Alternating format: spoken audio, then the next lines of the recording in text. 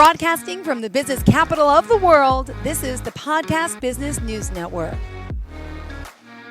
Welcome back, our professional of the year, Jim Ramsey, who is also the director of Aletheia Marriage Counseling and the counselor himself. He's a family therapist and licensed marriage and family therapist, I should say, specializing in this field since 1974. He's offering counseling in person, online as well, interventions, weekend retreats, and also we're going to talk more today about EFT and some of the therapies that he's helping his clients with. So welcome back today, Jim. How are you?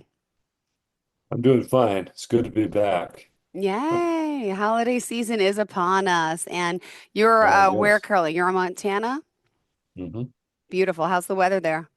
Well, we've got about 4 inches of snow outside my house. That's The exciting. lake isn't frozen yet. Some of the shallower lakes are, but Placid Lake isn't frozen over yet. Oh my goodness. Exciting to hear. A little chilly in New York, but no snow yet. Can't wait. Yeah. AletheaMarriageCounseling.com. That's how you can reach out to him. And where did you want to start for today? I know we have lots to get through, but a little recap from last week, right? We were talking about EFT therapy. Do you want to Yeah. just give us a little background on that? Well, EFT therapy is a research-based approach that has been developing for over 50 years. Susan Johnson is a primary person identified with that program. She's passed away this past year. She and John Gottman, their approaches are very close.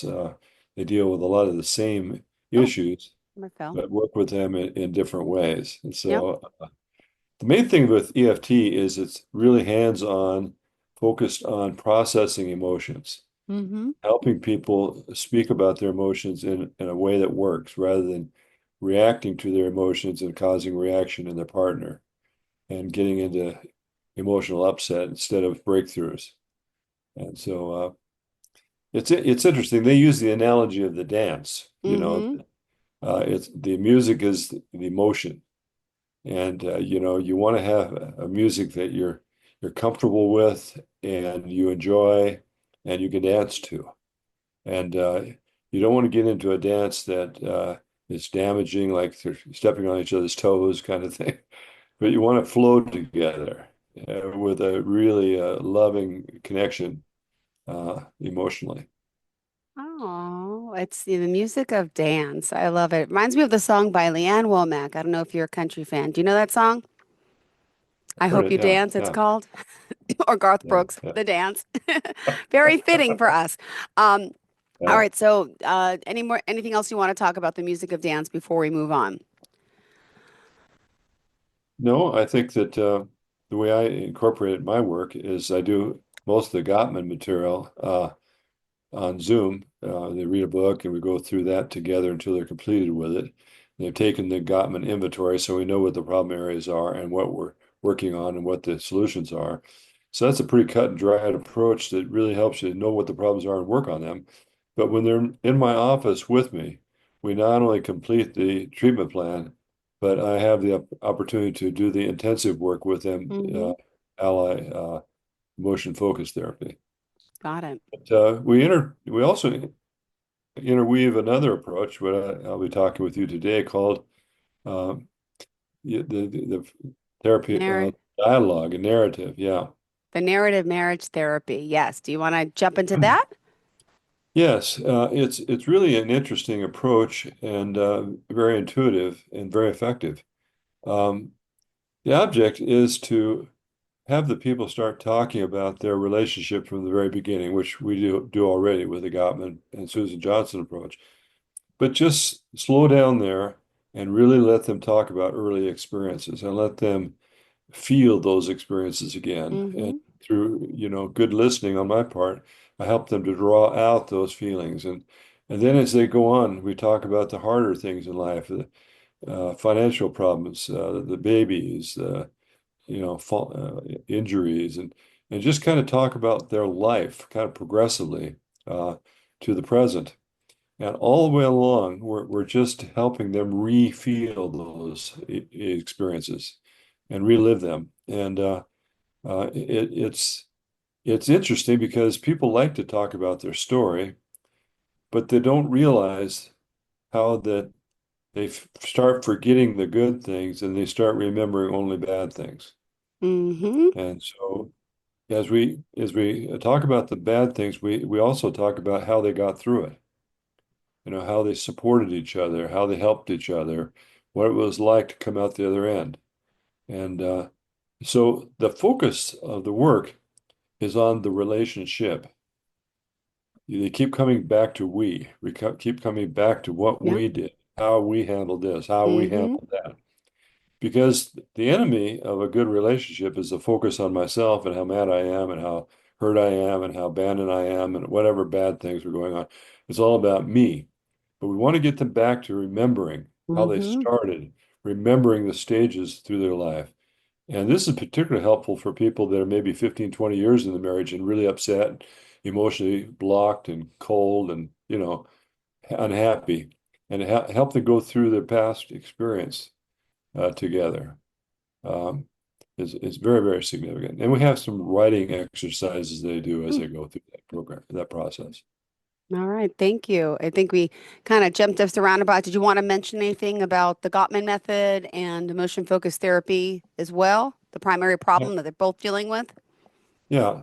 So as we get down the line, these things are all being merged in certain ways. Mm-hmm. I'm training all of them, and I just apply things as needed with a couple. But as they get to the point where they're at their current time, the big exercise that kind of caps everything is to have them write a letter to themselves from the relationship, as if the relationship was an entity that could communicate with them.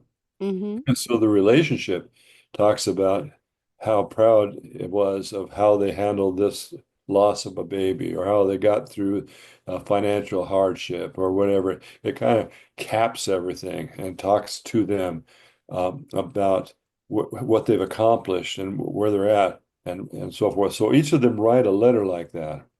A very, just a, don't go fast. Let the relationship speak to you about what we've accomplished. And then they read these letters to each other.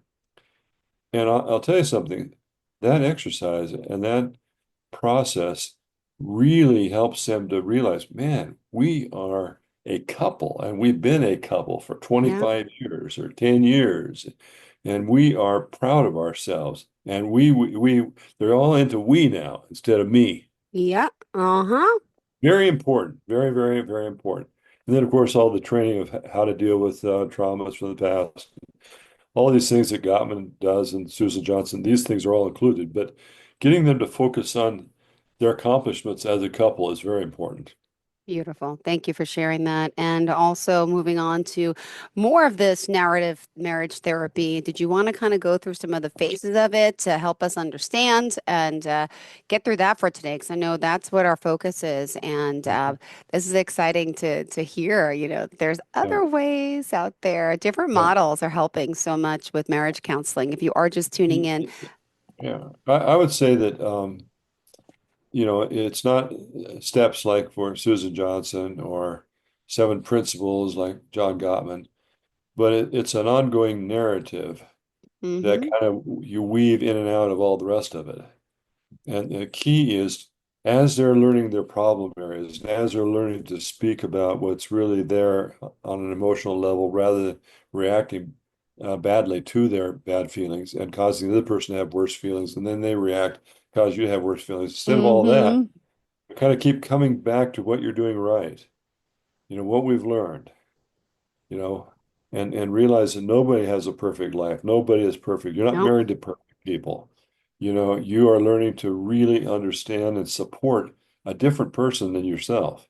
And together, we are making a very unique couple that is strong and resilient and supportive of each other. So it's that overall work that gets a person to there's a shift. There's a shift in the direction of their relationship from where they were going in the kind of a destructive way to turning to the side and knowing, well, this is where we're going to go and this is how we're going to handle things. And it's beautiful to see people go through this process and begin to have genuine hope because they're dealing with things differently and they feel differently about their past. They feel differently about themselves as a couple. it's very fulfilling to help people to make these changes and make the progress that they make. Well, thank you for that. And don't forget AlethiaMarriageCounseling.com. You can reach out to Jim Ramsey there. And again, he's in Montana, but he can work with you here over the Zoom, over the telecommunication aspect or in person. So Yeah. let's, the underlying skill that the therapist models, you say, in the therapy approach. What exactly is that skill? Well, I think the biggest skill of all that the therapist uses and then helps the clients to use is the skill of really focusing on the other person. Mm-hmm. You know, a lot of, I see women that say, my husband doesn't even see me. And I know what they're talking about. Not only do they feel like they don't even see me physically, Yeah. but they're not tuned into me. They don't see into me. And Mm-hmm. so it's kind of interesting. Into me is intimacy, for a woman. Ah, I got intimacy. I like that. Mm-hmm. Intimacy is seeing more than just my attractiveness or I'm Yeah. pretty, whatever, but to see who I am and know me and care for me and respect me and help me, support me. That is so precious. And the woman then begins to feel safe and cared for. I've got a man that loves me and cares for me. Now, Aw. the other side of that coin is for a man to feel like she needs me. She really wants me. She likes to be with me. She's proud of me. Mm-hmm. And especially a feeling of I'm accomplishing something. She respects me. She appreciates me. Men are very much into their performance and feeling successful and competent. And often when a woman is emotional, her emotionality kind of communicates to him that I'm not helping her. Yeah. I'm failing. Look at her. She's crying. Mm. I don't want my wife to cry. I want to do everything I can do to make her happy. The old Yeah. adage, happy wife, happy life. And a man wants to make his wife happy, and often because she's not feeling heard and she's not feeling seen and she's not feeling cared for, she's emotional. And when she's emotional, he feels like a failure. So it's a horrible vicious Mm. circle, just a terrible vicious circle. And so we want to help them nurture each other. And the man needs to know that he can be vulnerable about his fear or his Yeah. insecurity. That I just feel like I'm a failure. The average woman doesn't know he thinks that way. She thinks he's always mad or he Mm-hmm. doesn't want to talk or he doesn't want to be around her. She doesn't.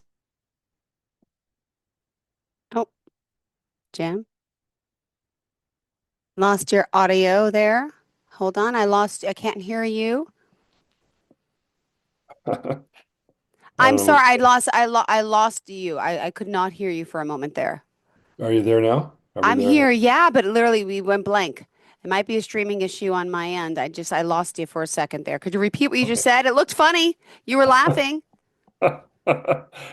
Well, I think summarize what I'm saying is a lot of times what's happening inside of the man and inside of the woman are unknown by the other person.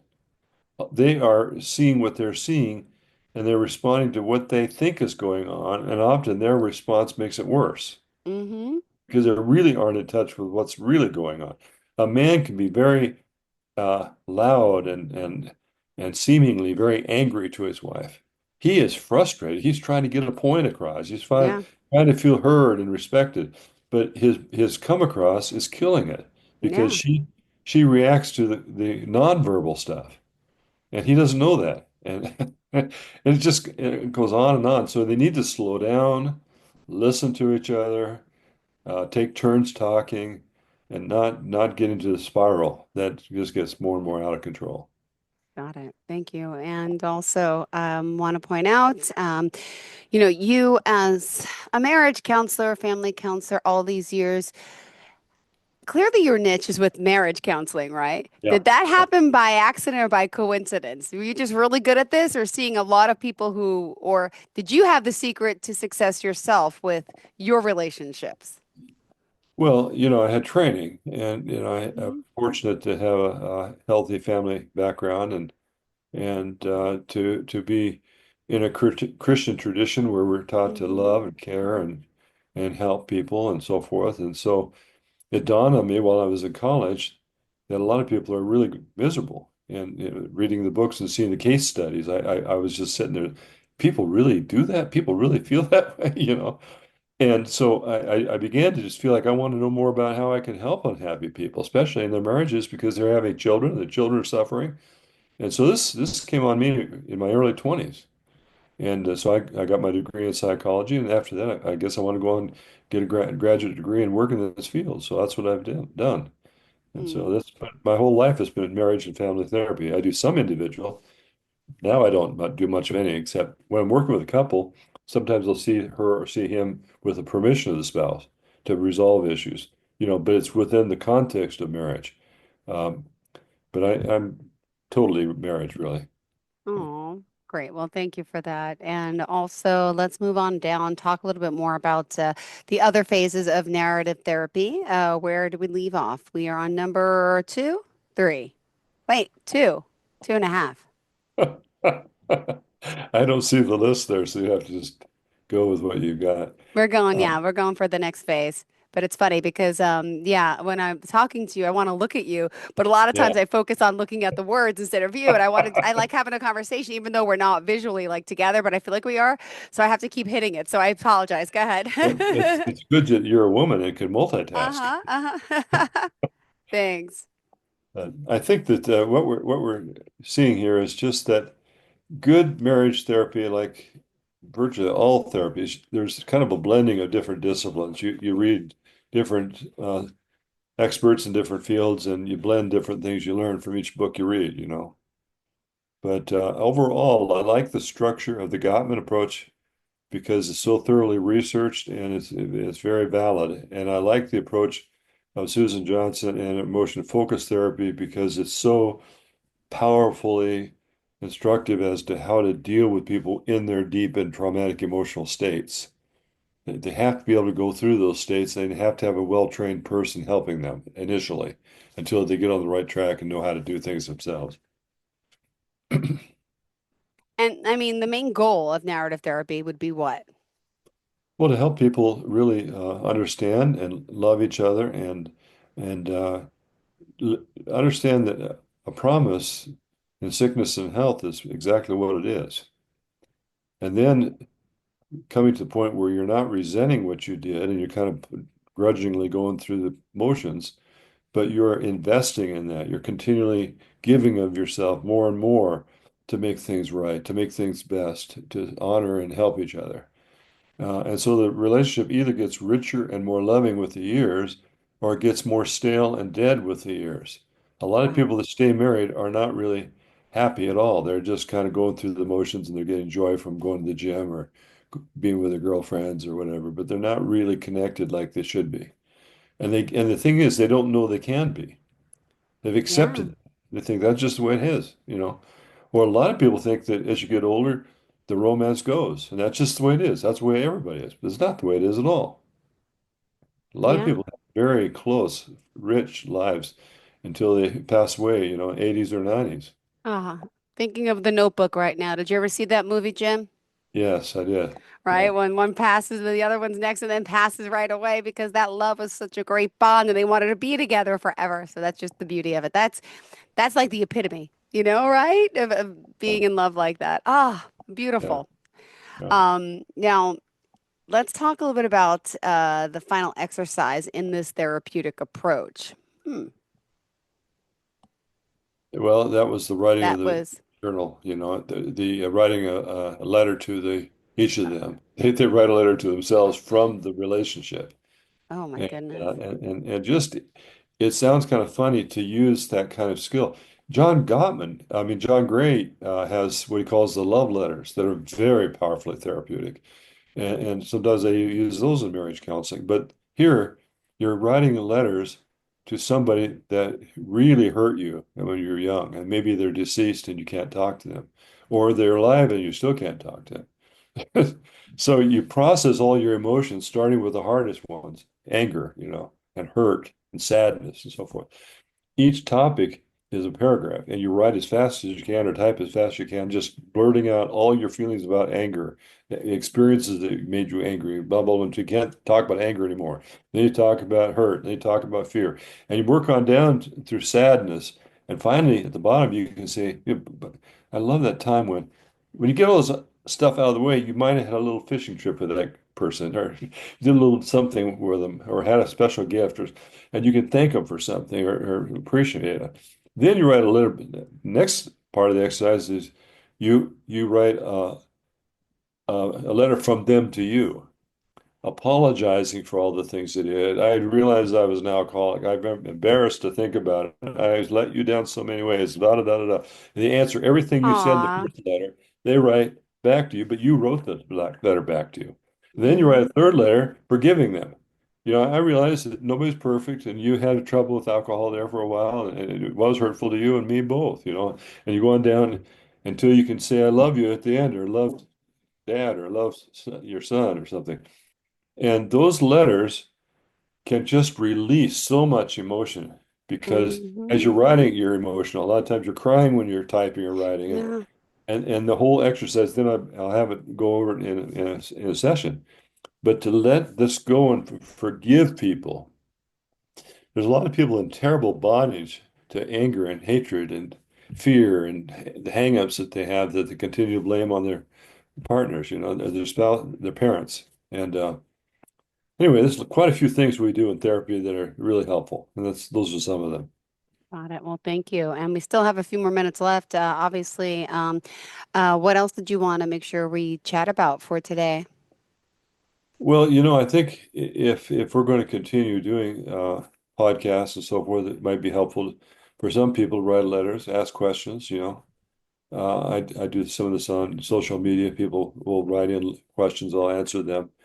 Uh, but I want whatever I'm doing to be as relevant as possible. And so that's the main thing. I want to be answering questions people want answered, and uh, and of course, if people feel like they can relate to me, they need to write me or call me so I can help them personally.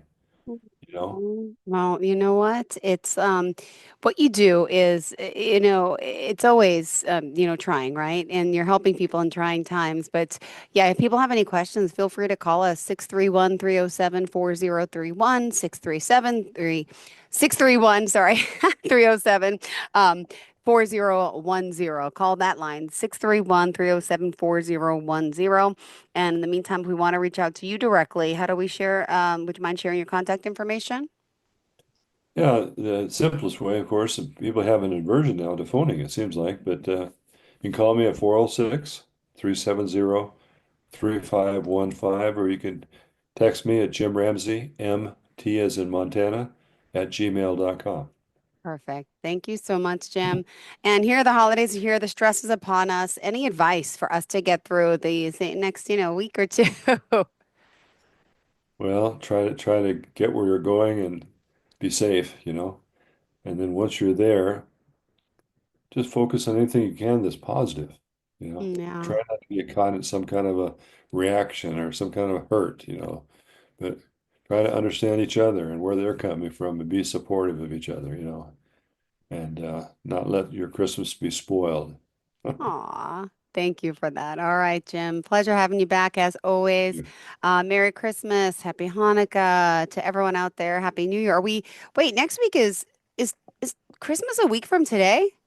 Or it's Tuesday? I'm so confused. When is Christmas? It's Hold on. I'm coming going to up look at my quick, I calendar. think.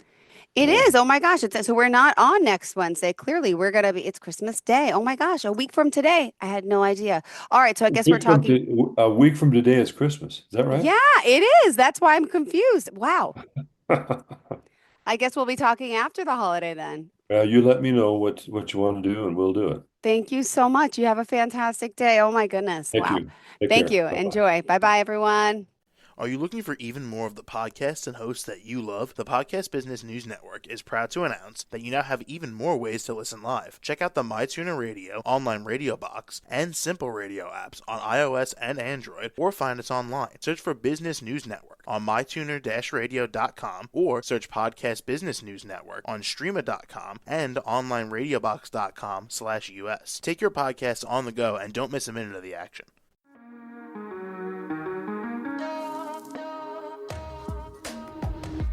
Broadcasting from the business capital of the world, this is the Podcast Business News Network. For nearly 2,000 severely injured veterans, everyday life has become filled with barriers. Day-to-day simple tasks can become pretty daunting. I have to carry my chair up 2 flights of steps or have somebody do it for me. What scares me the most is just the falling. When I'm struggling with my house, I think, to have that one great barrier just knocked down, it's crucial. Home for Our Troops is a wonderful nonprofit that builds a mortgage-free, fully adaptive, handicap-accessible house. And there's no catch. It'll be our very first home that we've ever owned. This is a game changer. This is where your life begins again. We need you to join us in completing this important mission. Please visit hfotusa.org and help build homes and rebuild lives. Because of you, everything's going to be okay.